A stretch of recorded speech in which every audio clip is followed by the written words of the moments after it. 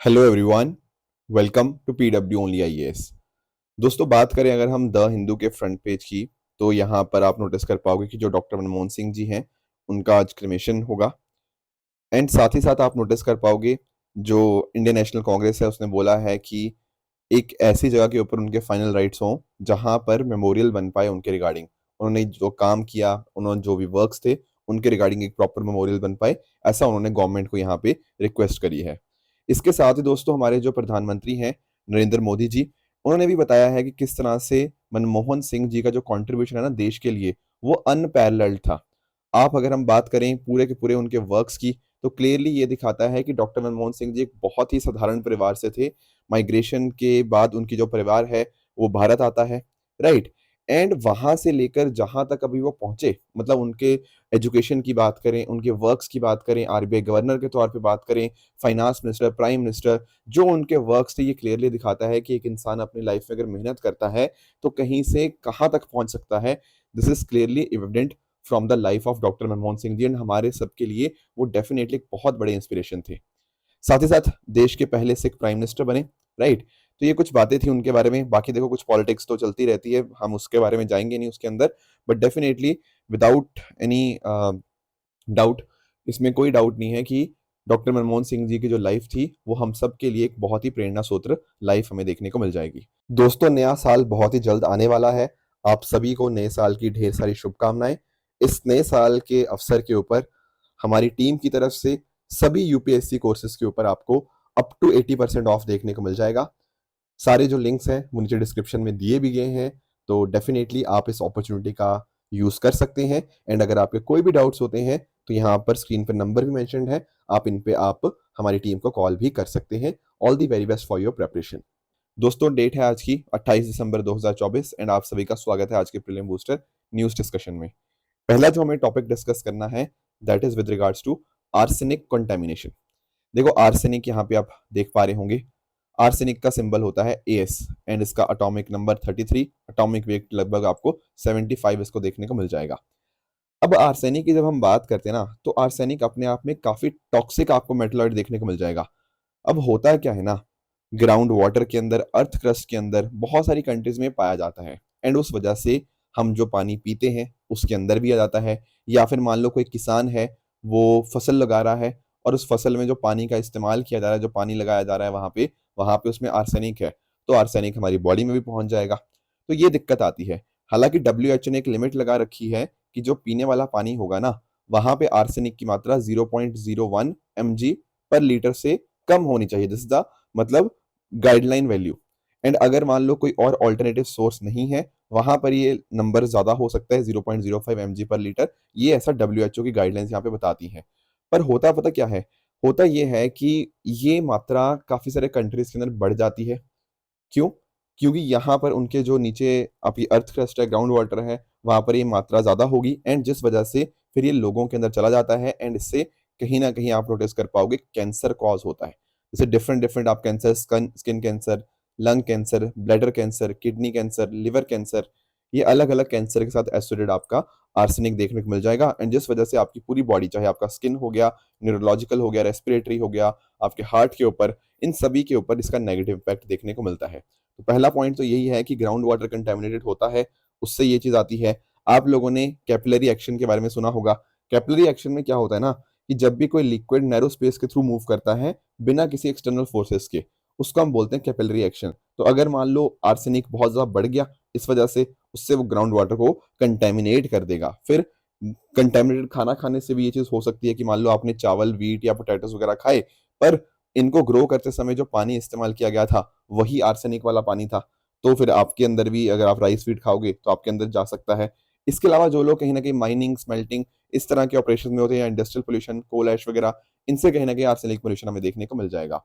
अभी पिछले दिनों में पता क्या हुआ है कि बिहार के कुछ डिस्ट्रिक्ट्स के अंदर सर्वे किया गया, उनके खाने के अंदर, उनके ग्राउंड वाटर के अंदर, एंड ऐसा देखा गया कि भाई यहाँ पे जो डब्ल्यू की मात्रा थी ना, उससे कई गुना ज्यादा क्वांटिटी के अंदर आर्सेनिक उनके खाने में, उनके पानी में यहाँ पे था।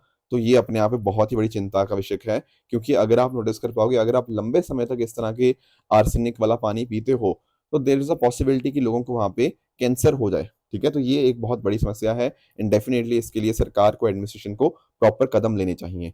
बाकी देखो आर्सेनिक के एप्लीकेशंस भी होते हैं, जैसे वुड प्रिजर्वेटिव के तौर के ऊपर इसको इस्तेमाल किया जाता है, पेस्टिसाइड्स हो गया, हर्बिसाइड्स हो गया, पिगमेंट्स, इलेक्ट्रॉनिक्स, मेटल अलॉयज, इन सब के अंदर इसका इस्तेमाल भी होता है। These are some points regarding arsenic contamination which you should be aware of. आगे बढ़ने से पहले मैं आपको बता दूं कि अगर आपको इस लेक्चर की पीडीएफ चाहिए तो मेरे Telegram channel Rishabh Sharma sir PW, इस पर्टिकुलर टेलीग्राम चैनल पे जाके आप इस पीडीएफ को एक्सेस कर पाओगे, और भी जो इंपॉर्टेंट कंटेंट होता है मैं आपको इसी पर्टिकुलर टेलीग्राम चैनल पे शेयर करता रहता हूं। नेक्स्ट दोस्तों हमारा टॉपिक है world's largest dam on Brahmaputra. इसको थोड़ा अंडरस्टैंड करते हैं।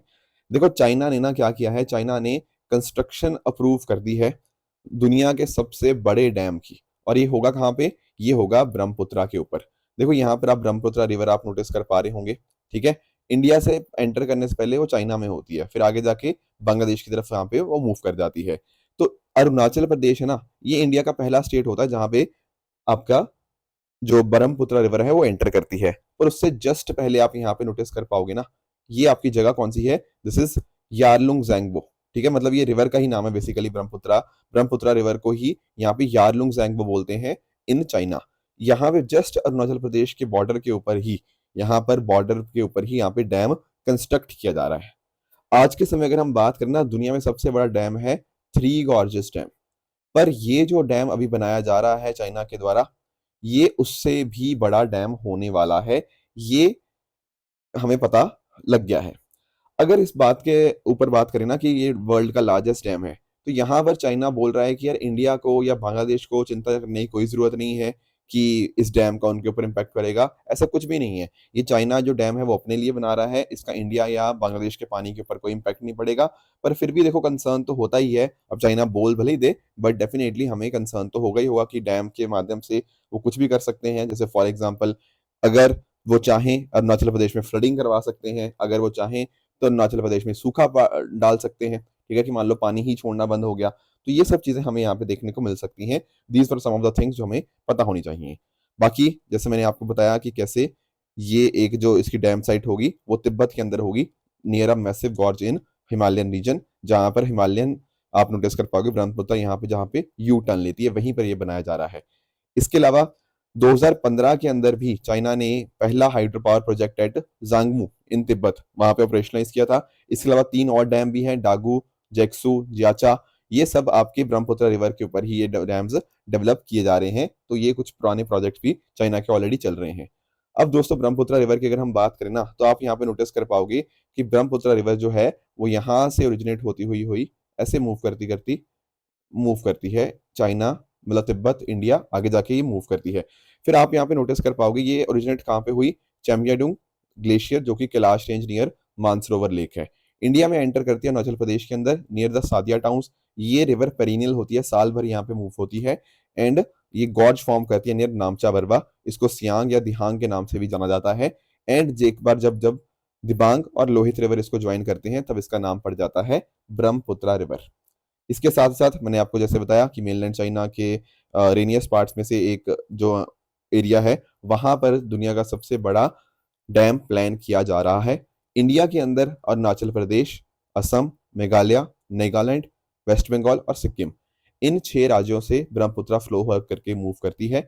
इसके साथ ही साथ आगे जाके आप अंडरस्टैंड करोगे जो रिवर तीस्ता है ना, वो ज्वाइन करता है ब्रह्मपुत्र को, एंड फिर उसको यहाँ पे जमुना बोल दिया जाता है, ठीक है, as a right bank tributary. फिर जमुना आगे जाके पद्मा में फ्लो मर्ज कर जाती है, एंड वो आगे जाके मेघना रिवर के अंदर फ्लो करती है, जो कि मेघना रिवर फाइनली जाके बे ऑफ बंगाल में मूव करती है। यहाँ पर आप नोटिस भी कर पाओगे ये आगे जाके ये मेघना बन जाती है इस तरह से।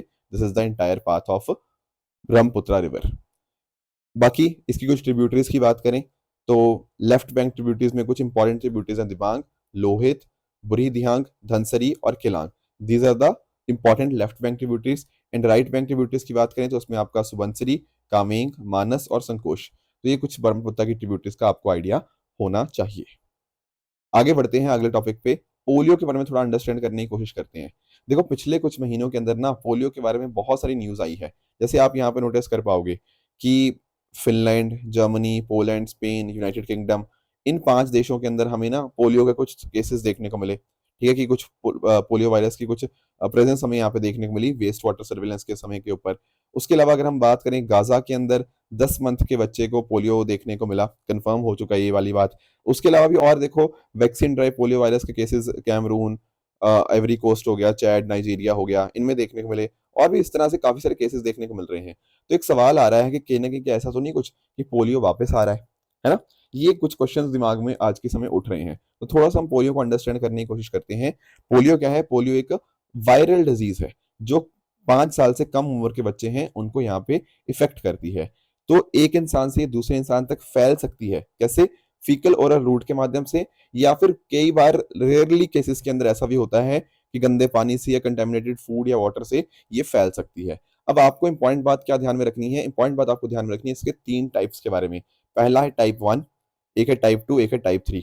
टाइप जो 1 है ना, वो आपको पाकिस्तान और अफगानिस्तान में देखने को मिलेगी, बाकी सब जगह से एलिमिनेट हो चुकी है। पर हालांकि देखो, ये कुछ ना छोटे मोटे केसेस हमें देखने को मिले हैं, तो यानी कि ना एक रिसर्जेंस भी आ रहा है। पहले हमने बोल तो दिया था कि ऐसा सिर्फ अफगानिस्तान पाकिस्तान में ही है, पर कुछ कुछ केसेस हमें और जगह से भी अब देखने को मिल रहे हैं। इसके अलावा टाइप 2 को 1999 के अंदर एरेडिकेट किया गया था। आखिरी केस का भारत में ही था, फिर बाद में जब और कोई केस नहीं आया तो इसको एरेडिकेट घोषित कर दिया गया। उसी तरह से जो टाइप 3 है उसको 2020 में यहाँ पे एरेडिकेट किया गया। भारत की अगर हम बात करें, भारत ने अचीव किया था पोलियो फ्री स्टेटस इन 2014। ठीक है, जब 2011 के अंदर लास्ट केस आया था, उसके बाद केस नहीं आया, फिर 2014 में इंडिया को भी पोलियो फ्री स्टेटस यहाँ पे दर्ज करवा दिया गया। बाकी आप इसको अंडरस्टैंड करोगे तो होता क्या है कि जो वो वायरस की मैं बात करूँ ना, पोलियो वायरस की, आपके इंटेस्टाइन के अंदर मल्टीप्लाई होता है, फिर नर्वस सिस्टम में जाता है, और उससे कहीं ना कहीं आपका बॉडी पैरालिसिस हो जाता है। आप नोटिस करते हो कई बार, कुछ आपने फोटोज या वीडियोस देखी होंगी कि बॉडी पार्ट का कोई मूवमेंट नहीं हो रहा है ना, तो वो पैरालिसिस कॉज कर सकता है पोलियो। अब इसके साथ ही ना एक मुद्दा और है, that is vaccine derived polio. कई बार वैक्सीन की वजह से भी पोलियो हो सकता है। कैसे हो सकता है? जैसे मान लो कोई ऐसी जगह है जहां पर लोगों की इम्यूनाइजेशन बहुत कम है विद रिगार्ड्स टू पोलियो, तो वहां पर अगर मान लो आपको वैक्सीन दी जाती है, और जो एक्सक्रीटेड वैक्सीन होती है, ठीक है, तो वो क्या हो सकती है? वो वापस से इन्वायरमेंट में सर्कुलेट हो सकती है, एंड जिस वजह से कहीं ना कहीं लोगों तक वो फैल सकती है, उससे पैरालिसिस हो सकता है। तो इंश्योर यही करना चाहिए कि मल्टीपल राउंड इम्यूनाइजेशन कैंपेन की दी जाए, ताकि लोगों तक ये पोलियो ना फैले। अब पोलियो वैक्सीन भी 2 प्रकार की हो जाएंगी, एक है ओरल पोलियो, एक है इंजेक्टेबल पोलियो। ओरल पोलियो मतलब, अरे भाई आप लोगों ने भी पी होगी ना बचपन में शायद, या आपने नहीं पी तो आपसे पीछे जनरेशन ने पी है, 2 बूंद पोलियो की, है ना, 2 बूंद जिंदगी की जिसको हम बोलते थे। ओरल ड्रॉप्स वो इस्तेमाल करी जाती थी। और इंजेक्टेबल के अंदर आपका इंजेक्शन लगता है। ठीक है, तो ओरल पोलियो वैक्सीन के अंदर क्या होता है? लाइव एटेन्यूएटेड, मतलब जो वीकन फॉर्म होता है वायरस का, वो इस्तेमाल किया जाता है। Whereas injectable polio virus के अंदर क्या होता है? इनएक्टिवेटेड वायरस आपको देखने को मिल जाएगा। अब फर्क क्या होता है इसमें? आपको अलग अलग डोजेस चाहिए होंगे, है ना। यहाँ पर इंजेक्शन वाले के अंदर थोड़े कम डोज की भी यहाँ पे से चल जाता है, मतलब लॉन्ग लास्टिंग इम्यूनिटी होती है। अब एक पॉइंट अंडरस्टैंड करना कि इंजेक्शन से आपके लंबे समय तक इम्यूनिटी रहती है, पर जब हम बात करते हैं ड्रॉप्स की, तो ड्रॉप्स के समय के ऊपर कुछ समय के लिए आपकी इम्यूनिटी रहेगी, बट फिर बाद में बूस्टिंग की भी जरूरत पड़ती है कि आपको दोबारा भी इसको यहाँ पे इस्तेमाल किया जाएगा, उस पर्टिकुलर ड्रॉप्स को यहाँ पे दिया जाएगा। तो ये 2 तरीके आपको पता होने चाहिए। दुनिया भर में बहुत सारे इनिशिएटिव चल रहे हैं, जैसे ग्लोबल पोलियो एरेडिकेशन इनिशिएटिव हो गया। ठीक है, इसने इंश्योर ये करने की कोशिश करी है कि कोई बच्चा यहाँ पर पोलियो से सफर ना करे, यहाँ पर समय समय के ऊपर इम्यूनाइजेशन हो, सप्लीमेंट्री इम्यूनाइजेशन हो, कि एक तो पहले इम्यूनाइजेशन हो गया, फिर अगर कुछ उसको बूस्टर डोज की जरूरत है तो वो चीजें हो, सर्वेलेंस हो, एंड प्रॉपर कैंपेन्स इसके लिए रन हो। ये यहाँ पर ग्लोबल पोलियो एरेडिकेशन इनिशिएटिव देखने को मिलता है। भारत की बात करें, भारत में एनुअल पोलियो कैंपेन्स होते हैं, जैसे नेशनल इम्यूनाइजेशन डे, सब नेशनल इम्यूनाइजेशन डे, ताकि इंश्योर यह किया जा पाए कि कोई बच्चे को ऐसा नहीं है जिसको वैक्सीनेशन ना मिली हो। Plus at the same time international borders के ऊपर हम वैक्सीनेशन एफर्ट्स को कंटिन्यू रखते हैं, ताकि ऐसा ना हो कि पाकिस्तान अफगानिस्तान से हमारे यहाँ पे पोलियो आ जाए। इसके अलावा 2015 के अंदर इनएक्टिवेटेड पोलियो वैक्सीन हमने यहाँ पे इंट्रोड्यूस करी, जो खासकर टाइप 2 पोलियो वायरस के अगेंस्ट हमें प्रोटेक्शन देती है। फिर हमने कल या परसों मिशन इंद्रधनुष भी पढ़ा था, 2014 के अंदर जो आया था, जो बात करता है कि कैसे हम इम्यूनाइजेशन कवरेज को बेहतर करेंगे, एंड उसमें पोलियो भी हमें देखने को मिल जाएगा। बाकी देखो, इसके अलावा एडिशनल डोज भी हम दे रहे हैं पोलियो वैक्सीन की। पहले 2 डोज मिलती थी, अब तीसरी डोज भी हमने यहाँ पे इंट्रोड्यूस कर दी है। जो 9 महीने का बच्चा हो जाता है ना, तब उसको दी जाती है, ताकि पोलियो के अगेंस्ट प्रोटेक्शन में वो और अच्छा हो पाए। तो these are some of the steps जो कि हमने लिए हैं in order to tackle polio. आगे आते हैं अगले टॉपिक पे, that is Rooppur nuclear power project. थोड़ा इसको हम अंडरस्टैंड करने की कोशिश करते हैं। देखो दरअसल में जब मैं बात करता हूँ ना रूपपुर के जो आपका पावर न्यूक्लियर पावर प्रोजेक्ट की, इसके बारे में ना काफी सारी आज के समय कंट्रोवर्सीज चल रही हैं।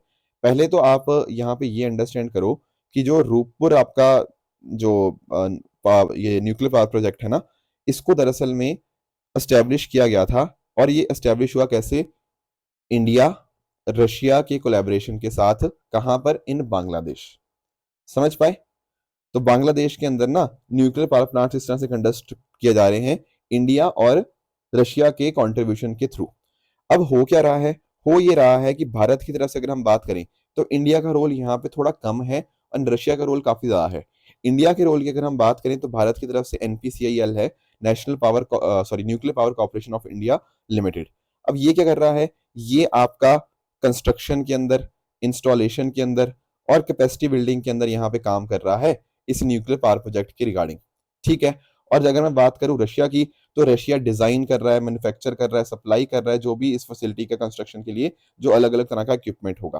तो आप नोटिस कर पा रहे हो भारत और रशिया दोनों मिलकर यहाँ पे इसके रिगार्डिंग काम कर रहे हैं। और ये बांग्लादेश का पहला न्यूक्लियर पावर प्लांट है जो कि लोकेटेड है on the bank of river Padma. इसको International Atomic Energy Agency IAEA का सपोर्ट भी प्राप्त है। एंड इस तरह से दोनों कंट्रीज के द्वारा, इंडिया रशिया के द्वारा ये चीज बनाई जा रही है। मैंने इंडिया का आपको रोल समझा दिया। अब इंपॉर्टेंट बात पता क्या है? इंडिया का रोल कम पता क्यों है? क्योंकि इंडिया ना एनएसजी का मेंबर नहीं है, न्यूक्लियर सप्लायर ग्रुप का। इस वजह से वो डायरेक्टली न्यूक्लियर रिएक्टर्स कंस्ट्रक्ट नहीं कर सकता। एनएसजी आप जानते होंगे, न्यूक्लियर सप्लायर ग्रुप। इसको 1974 में फॉर्म किया गया था ताकि एक तरह से ना जो न्यूक्लियर वेपन्स का पॉलिफरेशन होता है उसको हम नॉन प्रोलिफरेशन उसका कर पाए, है ना।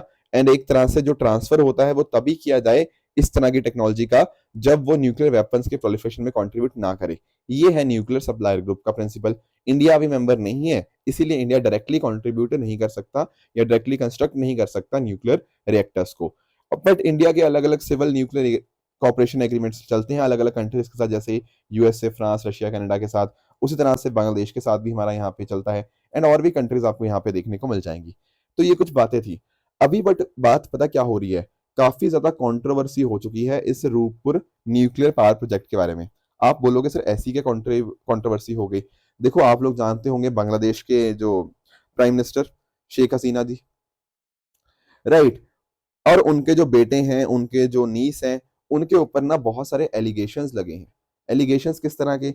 एलिगेशंस ये हैं कि भाई इन्होंने पता क्या किया है, इन्होंने जो रशिया की जो कंपनी है, जो रशिया की कंपनी है ना रोज एटम, ठीक है, ये रशिया की तरफ से ये जो एंटिटी है ये काम कर रही है पूरा का पूरा न्यूक्लियर पावर प्रोजेक्ट के रिगार्डिंग। ऐसा बताया जा रहा है कि इस पर्टिकुलर कंपनी ने कुछ पैसा खिलाया है शेख हसीना को और उनके भाई बहनों को, राइट। एंड इस वजह से क्या हुआ है, ये एक करप्शन का मुद्दा यहाँ पे उठ गया है। तो और एंटी करप्शन जो आउटपुट है बांग्लादेश के अंदर, उन्होंने ये चीज बताई है कि यहाँ पर बहुत बड़े लेवल के ऊपर करप्शन हुई है। जो शेख हसीना है, उनके और जो लोग थे साथ में, उन्होंने खूब करप्शन किया है, जिस वजह से बहुत सारे रूपपुर न्यूक्लियर पावर प्रोजेक्ट काफी ज्यादा न्यूज में आ चुका है। तो ये बात आपको थोड़ा पता होनी चाहिए आज के समय के ऊपर। ठीक है। अगला टॉपिक दोस्तों हमारे सामने है, दैट इज भारतीय बीज सहकारी समिति लिमिटेड। सहकारी जब भी वर्ड सुनते हो ना तो आपको सबसे पहले कोऑपरेटिव की बात ध्यान में आ जानी चाहिए। ठीक है। अब इसके रिगार्डिंग मीटिंग वगैरह चल रही थी तो थोड़ा सा ये न्यूज में था, थोड़ा इसको अंडरस्टैंड करने की कोशिश करते हैं। जो बीबीएसएसएल है ना, वो एक मल्टी स्टेट कोऑपरेटिव सोसाइटी है। इसको प्रमोट किया जाता है बाय इफको, हमारी जो फर्टिलाइजर के रिगार्डिंग ना, Indian fertiliser farmers cooperative limited. इसके अलावा क्रिप्को हो गया, नाफेड हो गया, एनडीडीबी हो गया, national dairy development board, NCDC हो गया, national corporate development corporation, right. तो ये सब आप नोटिस कर पाओगे, इनके द्वारा यहाँ पे इनको प्रमोट किया जाता है। पर ये स्टैब्लिश किसके माध्यम से हुई है BBSSL? That is by ministry of corporation under the multi state cooperative society act 2002। अब आप पूछेंगे इसका काम क्या होता है? दोस्तों इसका काम बहुत ज्यादा इंपॉर्टेंट है, क्योंकि आप नोटिस कर पाओगे हाई क्वालिटी सीड्स, अच्छे क्वालिटी के जो बीज होते हैं वो हम प्रोड्यूस करें, उनको प्रिजर्व करें एंड उनको प्रमोट करें। अगर अच्छे क्वालिटी के बीज होंगे, डेफिनेटली उससे क्या होगा, भारत की जो एग्रीकल्चर प्रोडक्टिविटी है वो और ज्यादा इंक्रीज होगी। हमारी जो डिपेंडेंस है विदेशी बीजों के ऊपर वो कम हो पाएगी। मेक इन इंडिया, आत्मनिर्भर भारत, ये सब चीजों के अंदर कंट्रीब्यूट कर पाएंगे। एंड इससे कहीं ना कहीं हमारी जो रूरल इकोनॉमी है वो भी ज्यादा इंक्रीज होगी। तो डोमेस्टिक सीड प्रोडक्शन हमारा इंक्रीज होता है, उसके लिए भारतीय बीज सहकारी समिति लिमिटेड बहुत बहुत इंपॉर्टेंट देखने को मिल जाएगा। ठीक है दोस्तों, ये थी आज की डिस्कशन। अब चल लेते हैं अपने क्वेश्चंस की तरफ। आपके सामने जो क्वेश्चन नंबर 1 है वो है, लार्जेस्ट एरिया किसका है under critical tiger habitat? This is question number 1। Question number 2 है आपके सामने SRI के बारे में, सिस्टम ऑफ राइस इंटेंसिफिकेशन, इसको आप ट्राई करिएगा क्वेश्चन नंबर 2। क्वेश्चन नंबर 3 है आपका उषा मेहता जी के बारे में। तो इन तीनों क्वेश्चंस का आंसर आप मुझे कमेंट्स में बता सकते हो। कल जो मैंने आपको होमवर्क दिया था उसको एक बार डिस्कस कर लेते हैं। यहाँ पर कह रहा है कि देखो देखो टेक्निकली यहाँ पे 3 स्टेटमेंट्स हैं एंड हो सकता है आपको कुछ स्टेटमेंट्स का आइडिया ना हो, पर बाकी स्टेटमेंट्स के आइडिया होने से ही ना आपको बाकी क्वेश्चन तक पहुंच जाओगे। जैसे अगर आप एक बार थर्ड स्टेटमेंट पढ़ो, यहाँ पर कह रहा है कि एक लोकसभा के अंदर अगर एक पार्टी के पास मिनिमम 75 मेंबर नहीं है ना, तो उसके लीडर को लीडर ऑफ अपोजिशन नहीं घोषित कर सकते। ऐसा नहीं है। Number is 10%। 10% of the total strength of the house चाहिए होती है, यानी कि एक पार्टी के पास 55 मेंबर्स होंगे ना लोकसभा के अंदर, तो वहां पर जो उसके लीडर होंगे तो that can be made leader of opposition of Lok Sabha. तो ये 75 मेंबर्स नहीं है, ये 10% वाली कंडीशन होती है, इसीलिए थर्ड गलत हो जाएगा। अगर थर्ड गलत हो जाएगा तो आंसर आपको ऑटोमेटिकली मिल जाएगा option number B 2 only. But फिर भी मैं बाकी ये चीजें एक्सप्लेन कर देता हूँ। यहाँ पर कह रहा है कि पहले लोकसभा के अंदर सबसे बड़ी जो ऑपोजिशन पार्टी थी वो स्वतंत्रता पार्टी थी, नहीं, जो आपका सीपीआई थी ना, कम्युनिस्ट पार्टी ऑफ इंडिया, वो सिंगल लार्जेस्ट ऑपोजिशन पार्टी थी पहले जनरल इलेक्शंस के अंदर, और लार्जेस्ट पार्टी तो इंडियन नेशनल कांग्रेस ही थी डेफिनेटली। तो पहला स्टेटमेंट यहाँ पे गलत है। दूसरा कह रहा है लोकसभा के अंदर सबसे पहली बार लीडर ऑफ ऑपोजिशन को रिकॉग्नाइज किया गया था 1969 के अंदर। The answer is yes, recognition 1969 में किया गया था। हालांकि जो स्टैट्यूटरी रिकॉग्निशन था, जो एक्ट जो पास किया गया इसके रिगार्डिंग, वो 1977 के अंदर आता है, salaries and allowances of leader of opposition. तो इसके लिए ये सेकंड स्टेटमेंट अपना करेक्ट बन जाएगा, option B 2 only will be the right answer. एक और मैंने आपको होमवर्क दिया था, जो क्वेश्चन था कि अगर आप नई टेक्नोलॉजी एक्वायर करते हो तो वो कैपिटल एक्सपेंडिचर होता है। बिल्कुल सही बात है। जब आप कुछ ना कुछ आप नोटिस करते हो कि अगर आप कुछ अपग्रेड करते हो, कुछ नया कुछ बनाते हो, तो वो कैपिटल एक्सपेंडिचर क्या आता है। जैसे फॉर एग्जांपल अगर सरकार सड़क बना रही है, कुछ ब्रिजेस बना रही है, कुछ रोड्स बना रही है ना, तो यहाँ पर सरकार का एसेट बन रहा है। तो जब भी ये चीज सरकार क्रिएट करती है, उसके लिए पैसा खर्च करती है, वो कैपेक्स ही होता है। तो ऑप्शन 1 इज करेक्ट। ऑप्शन 2 की बात करें, यहाँ पर कह रहा है कि जो डेट फाइनेंसिंग है वो कैपिटल एक्सपेंडिचर कंसिडर किया जाएगा, पर जो आपका इक्विटी फाइनेंसिंग है वो रेवेन्यू एक्सपेंडिचर किया जाएगा। क्यों भाई? इक्विटी फाइनेंसिंग क्या होती है? उसका मतलब होता है कि आप पैसा रेज कर रहे हो अपने शेयर्स वगैरह बेच के, है ना। इक्विटी फाइनेंसिंग इसी का मतलब होगा कि आपने पैसा रेज किया, पैसा आ गया आपके पास, पर आपके शेयर्स कम हो गए, या आपके आपके जो आपकी ओनरशिप कम होगी। और जब आपने इस तरह से अपनी ओनरशिप कम कर दी, आपने अपना एसेट कम कर दिया, तो भाई वो कैपिटल एक्सपेंडिचर में आएगा। कौन सा expenditure? Non debt capital, sorry expenditure क्यों कह रहा हूँ, रिसीट आएगा। नॉन डेट कैपिटल रिसीट, पैसा आ रहा है ना, तो कैपिटल रिसीट होगा, और ये नॉन डेट है, इसीलिए सेकंड आपका गलत हो जाएगा। तो option number A 1 only will be the right answer. एक और मैंने आपको होमवर्क दिया था, ये देखो फैक्चुअल चीजें हैं, पता होगा तो कर पाओगे, नहीं तो नहीं हो पाएगा। हरीके वेटलैंड्स की बात करें तो डेफिनेटली ब्यास सतलुज के उसके ऊपर ही है। किलादो नेशनल पार्क की बात करें तो ये आपका गंभीरा एंड बाणगंगा रिवर्स के ऊपर है, तो that is why it is incorrect. And third statement की बात करें कलिरू लेक की, तो ये यहाँ पर आपको कृष्णा गोदावरी डेल्टा पे देखने को मिलेगा, तो ये भी आपका इनकरेक्ट है। तो 1 only is the correct answer. आज के ट्रू एंड फॉल्स स्टेटमेंट्स की बात करें तो ये कुछ स्टेटमेंट्स हैं, इनको ट्राई करके आप मुझे बता सकते हो कौन सा ठीक है कौन सा गलत है। कल जो होमवर्क दिया था रेड पांडास के बारे में, तो IUCN स्टेटस इनका इंडेंजर्ड है, इसलिए फॉल्स हो जाएगा। स्वामित्व स्कीम के बारे में स्टेटमेंट्स बिल्कुल करेक्ट लिखी गई है। पनामा कैनाल की बात करें तो ये अटलांटिक को पैसिफिक ओशियन के साथ यहाँ पे कनेक्ट करता है, इसके लिए इनकरेक्ट हो गया। FMR की बात करें तो इंडिया और नेपाल नहीं, ये इंडिया और म्यांमार की बात होती है, इसलिए ये स्टेटमेंट भी आपका इनकरेक्ट बन जाएगा। तो दोस्तों ये थी आज की डिस्कशन, इसी तरह से आप भी अपने एंड पे हार्डवर्क करते रहिए। Thank you so much for joining, all the very best.